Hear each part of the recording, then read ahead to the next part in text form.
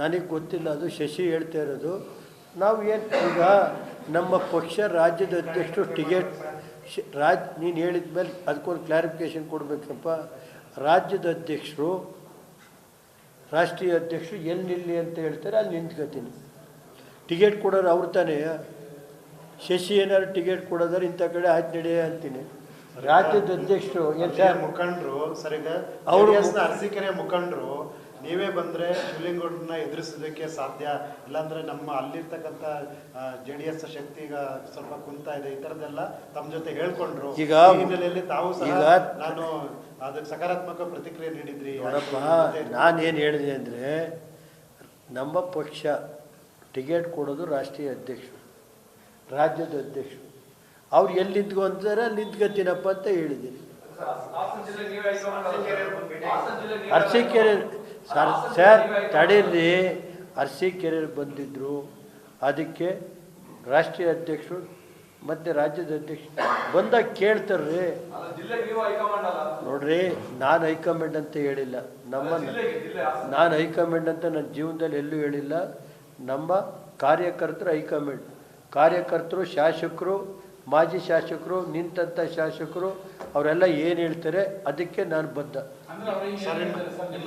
ರಾಷ್ಟ್ರಾಧ್ಯಕ್ಷರು ಅರಸೀಕೆರೆಗೆ ತಾವು ಹೋಗಿ ನಿಂತ್ಕೊಳ್ಳಿ ಅಂತ ಟಿಕೆಟ್ ಕೊಟ್ಟರೆ ಅದು 2028ಕ್ಕೆ ಚುನಾವಣೆ ಅನೌನ್ಸ್ ಮಾಡಿದ ಮೇಲೆ ನಮ್ಮ ಪಕ್ಷದ ಇದೈತೆ, ಸ್ಕ್ರೀನಿಂಗ್ ಕಮಿಟಿ ಚೇರ್ಮನ್ ಇದ್ದಾರೆ, ಅವರೆಲ್ಲ ಸೇರಿ ಎಲ್ಲೆಲ್ಲಿ ಟಿಕೆಟ್ ಯಾರ್ಯಾರಿಗೆ ಕೊಡ್ತಾರೆ ಅದು ನೋಡ್ಕೊಂಡು ಈಗಲೇ ನಾನು ಅಲ್ಲಿ ನಿಲ್ತೀನಿ ಇಲ್ಲಿ ನಿಲ್ತೀನಿ ಅಂತ ಹೇಳೋಕ್ಕಲ್ಲ. ಪಕ್ಷ ಏನು ತೀರ್ಮಾನ ಮಾಡುತ್ತೆ ಅದಕ್ಕೆ ನಾನು ಬದ್ಧ. ನನಗೇನು ಆಲೋಚನೆ ಇಲ್ಲ. ನನ್ನ ಜೀವನದಲ್ಲಿ ಹೊಳೆನರಸೀಪುರ ವಿಧಾನಸಭಾ ಕ್ಷೇತ್ರದಲ್ಲಿ ನನ್ನ ಈಗಾಗಲೇ 6 ಬಾರಿ ಗೆಲ್ಲಿಸಿದ್ದಾರೆ.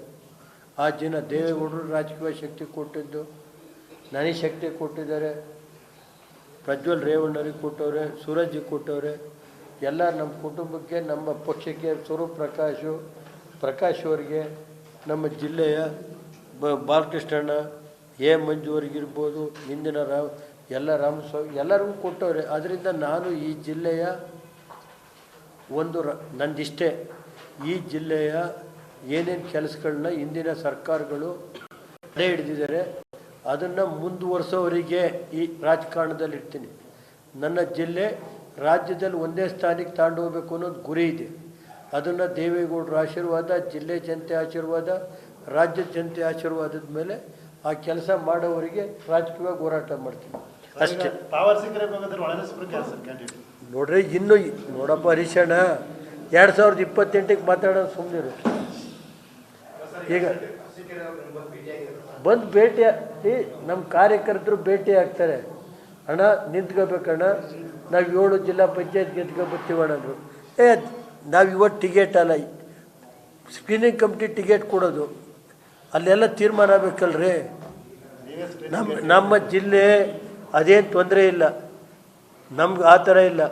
ಅದೇನಾದ್ರು ರಾಷ್ಟ್ರೀಯ ಪಕ್ಷಗಳಿಗೆ ಈಗ ನಮ್ಮ ಜಿಲ್ಲೆಯಲ್ಲಿ ಸಾಕಿರ್ತೀವಿ, ಕರ್ಕೊಂಡೋಗಿ ಸಾಕಿರೋದನ್ನ ಕರ್ಕೊಂಡೋಗಿ ನಿಲ್ಲಿಸ್ಕೊಳ್ಳೋದು ರಾಷ್ಟ್ರೀಯ ಪಕ್ಷಗಳು. ನಾವೆಲ್ಲ ಸಾಕಿ ಎಲ್ಲ ರೆಡಿ ಮಾಡ್ತೀವಿ, ಆ ಸಾಕಿರೋದನ್ನ ನಿಲ್ಲಿಸ್ಕೊಳ್ಳೋದು. ಏಕೆಂದರೆ ಅವ್ರಿಗೆ ಜಾಗ ಇದಿರಲ್ಲ ರಾಷ್ಟ್ರೀಯ ಪಕ್ಷಗಳಿಗೆ.